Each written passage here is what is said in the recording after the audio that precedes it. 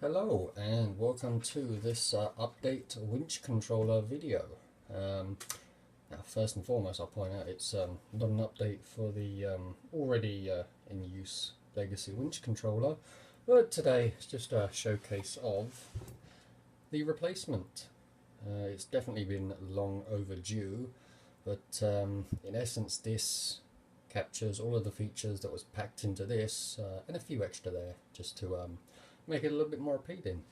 So what we will do is get set up, and we'll just give you a current draw example just to show you what this beefy little bugger here can do, and also just highlight one of the other features that is been added to the code, one of many that still need to be done.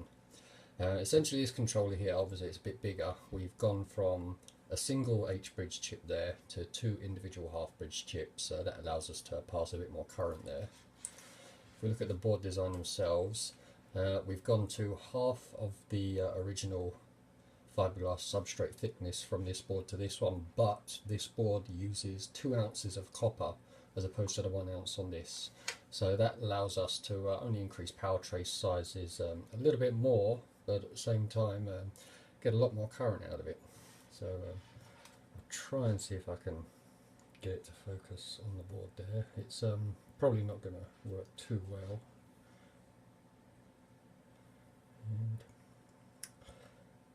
And not really too much to see there.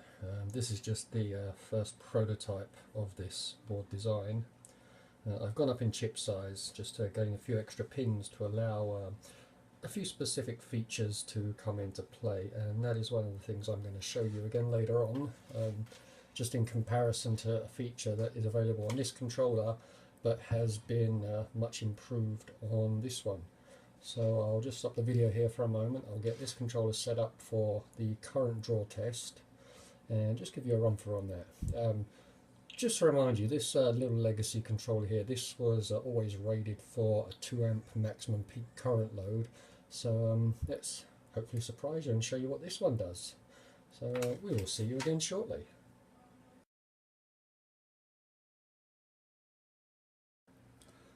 And here we are back again, all set up now for a current draw test from this prototype new controller. What we've got here is the multimeter is connected in series with one of the outputs from the winch controller, and the outputs themselves are going to a pair of individually wound coils here. I'm running from a 3-cell lithium pack. It's just over 12 volts, it's not depleted too much. And the coils I've got here are two 4 ohm coils. A 4 ohm coil passing 12 volts will draw approximately 3 amps of current. I've got 2 of those wired in parallel, which will give us, if you've worked it out by now, 6 amps. So a projected maximum 6 amp current draw. Again, that will be the absolute maximum peak, but that is that's threefold on the legacy winch controller, which is only 2 amps. So if I just hit the button here to start a full speed winch out operation, you should see both of those coils glow nice and brightly, and just watch the multimeter on the left there.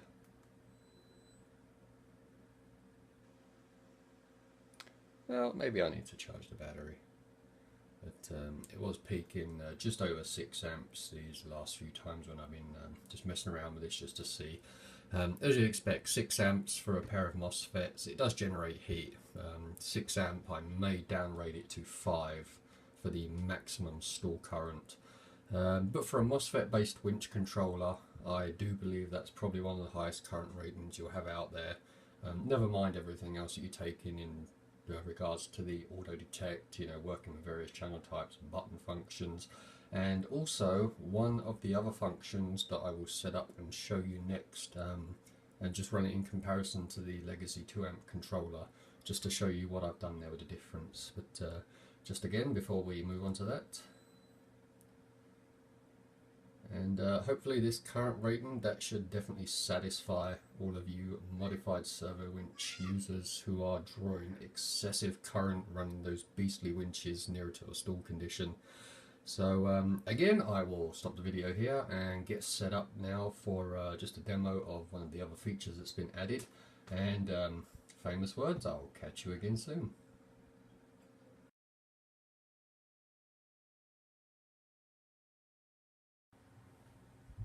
And we're back again. This time what we've got now is both of the winch controllers set up. We have the original legacy winch controller on the left, the 2 amp one that some people are familiar with, and the prototype there on the right.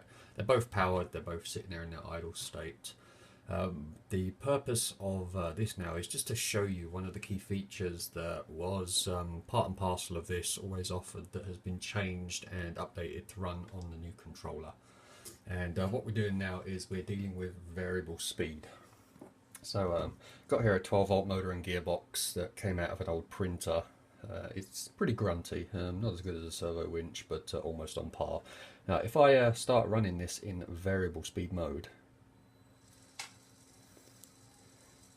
and as great as variable speed is, one of the problems and issues with this when you're winching in variable speed mode is as you increase the load to the motor, we all know what's going to happen.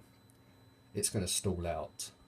Doesn't matter how fast you're going in variable speed, at some point you will stall it out when you increase the load on the motor. If you get in a tricky situation where you have to rely on the winch to do most of the work until you can get some traction back on your wheels, then one of the issues you're going to have is the motor stalling out because it's going so slow.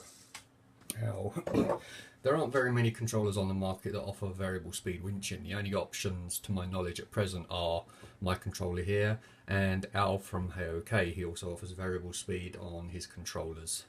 But I mean, certainly for me, this is something that always bothered me with the variable speed, even though it's an option that was available.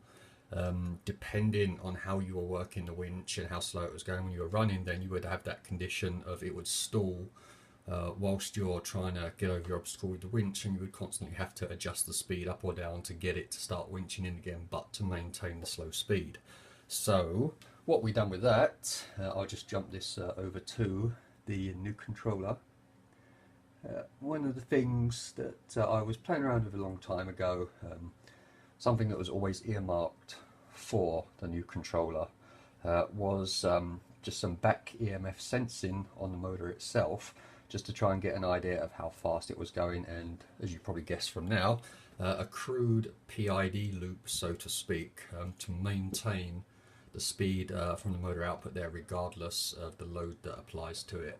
I've actually had a modified servo winch set up and running, just this one here, and I've actually had it pulling a load, and I've just constantly been increasing the load on the end of the output, putting heavy things on, and you can hear it as it's running, it's changing up in the PWM frequency to try and maintain the load speed that it considers to be the lock-in speed when you return your aux switch back to neutral.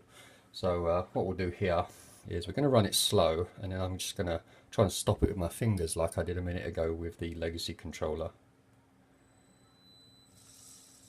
And let me get a bit slow there. Too slow.